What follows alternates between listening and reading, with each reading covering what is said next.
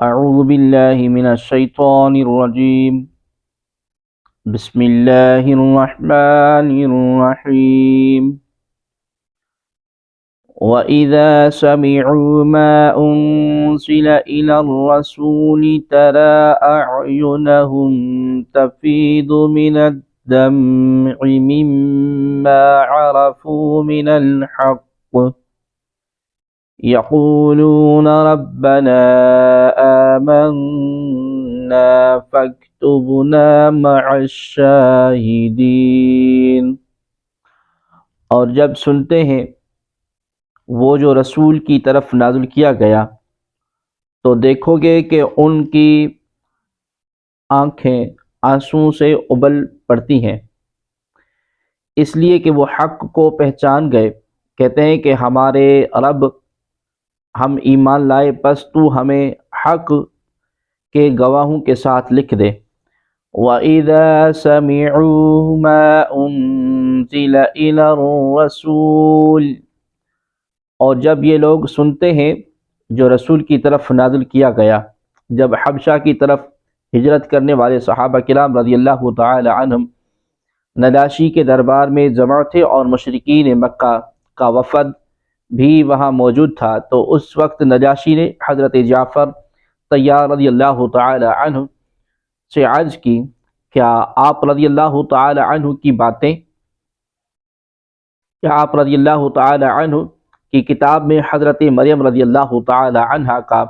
ذکر ہے؟ حضرت سیدنا جعفر رضی اللہ تعالی عنہ نے فرمایا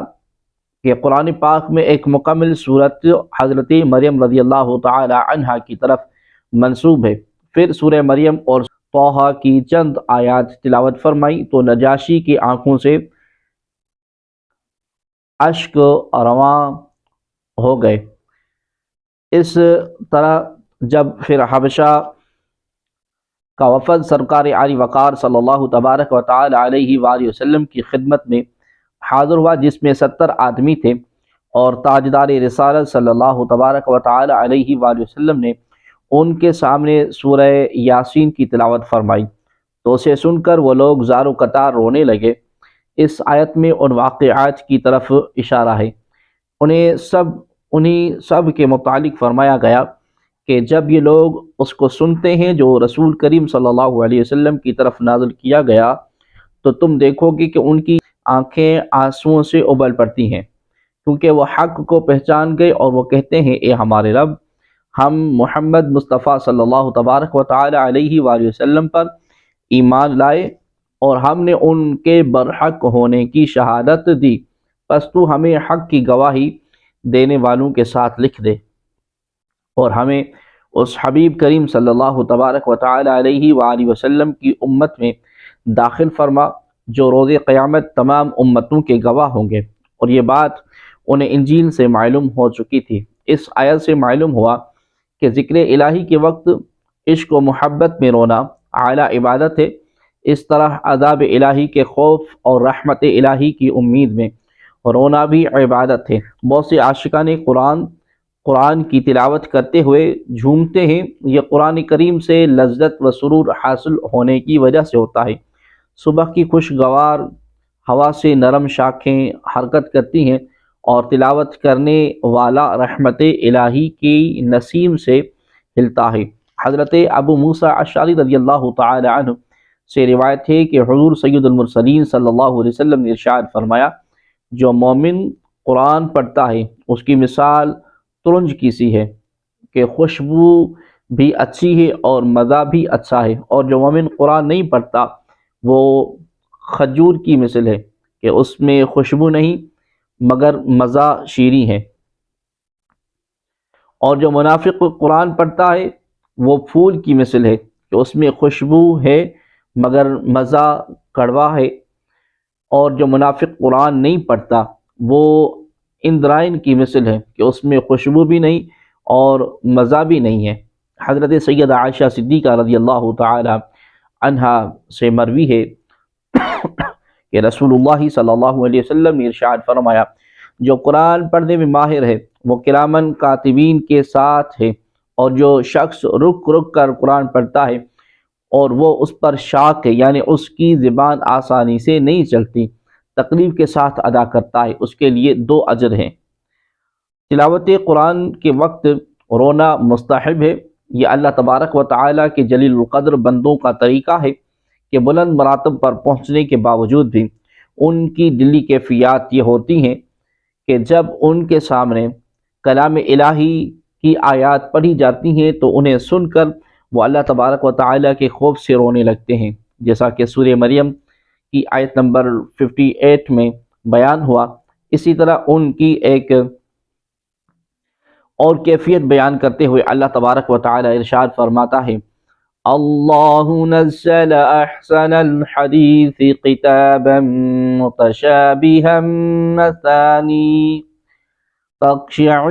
منه جلود الذین یخشون ربهم ثم تلین جلودهم وقلوبهم الى ذکر اللہ۔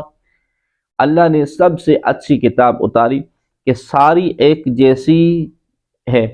بار بار دہرائی جاتی ہے، اس سے ان لوگوں کے بدن پر بال کھڑے ہوتے ہیں جو اپنے رب سے ڈرتے ہیں، پھر ان کی کھالیں اور دل اللہ کی یاد کی طرف نرم پڑ جاتے ہیں۔ حضرت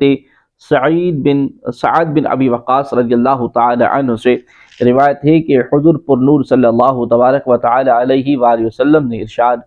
فرمایا، قرآن غم کے ساتھ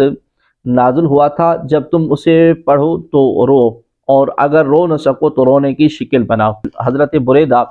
رضی اللہ تعالی عنہ سے روایت ہے کہ نبی کریم صلی اللہ علیہ وسلم نے ارشاد فرمایا، قرآن کو غم کے ساتھ پڑھو کیونکہ یہ غم کے ساتھ نازل ہوا ہے۔ حضرت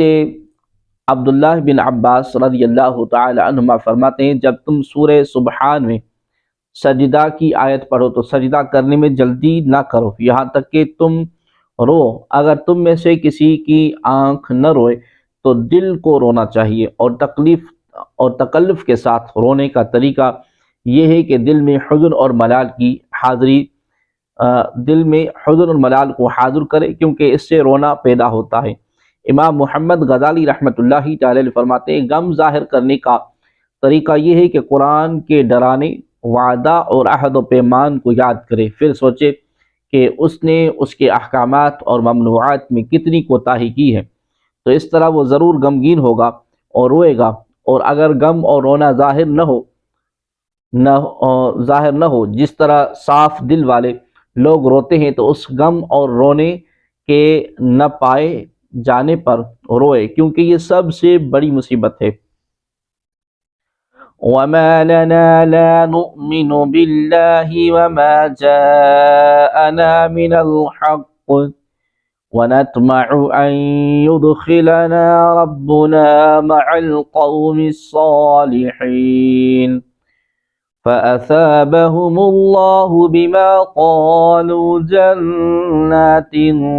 تَجْرِي مِن تَحْتِهَا الْأَنْهَارُ خالدین فیہا وذالک جزاء المحسنین والذین کفروا وکذبوا بآیاتنا اولئک اصحاب الجحیم۔ اور ہمیں کیا ہے، ہم اللہ پر اور اس حق پر ایمان نہ لائے جو ہمارے پاس آیا، اور ہم طمع کرتے ہیں کہ ہمارا رب نیک لوگوں کے ساتھ جنت میں داخل کر دے، تو اللہ تبارک و تعالیٰ نے ان کے اس کہنے کے بدلے انہیں وہ باغات عطا فرمائے جن کے نیچے نہریں جاری ہیں، ہمیشہ ان میں رہیں گے، اور یہ نیک لوگوں کی جزا ہے، اور جنہوں نے کفر کیا اور ہماری آیتوں کو جھٹلایا تو وہ دوزخ والے ہیں۔ وَمَا لَنَا لَا نُؤْمِنُ بِاللَّهِ، اور ہمیں کیا ہے کہ ہم اللہ پر ایمان نہ لائیں۔ جب حبشہ کا وفد اسلام سے مشرف ہو کر واپس گیا تو یہودیوں نے انہیں اس پر ملامت کی۔ اس کے جواب میں انہوں نے یہ کہا کہ جب حق واضح ہو گیا تو ہم کیوں ایمان نہ لاتے، یعنی ایسی حالت میں ایمان نہ لانا قابل ملامت ہے، نہ کہ ایمان لانا کیونکہ ایمان لانا تو فلاح دارین کا سبب ہے۔